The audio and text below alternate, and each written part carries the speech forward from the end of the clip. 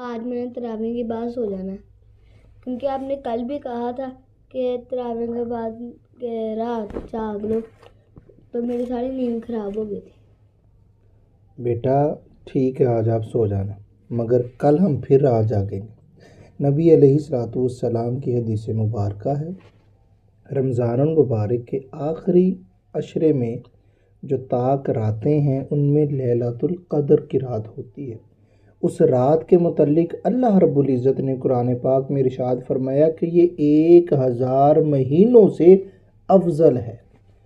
پھر اس رات میں اللہ رب العزت کے فرشتے زمین پر آتے اور ندا لگاتے ہیں، ہے کوئی اللہ سے بخشش طلب کرنے والا کہ اسے معاف کر دیا جائے؟ ہے کوئی اللہ سے رزق طلب کرنے والا کہ اسے رزق عطا کیا جائے؟ تو یہ لیلۃ القدر جو ہے رمضان المبارک کے آخر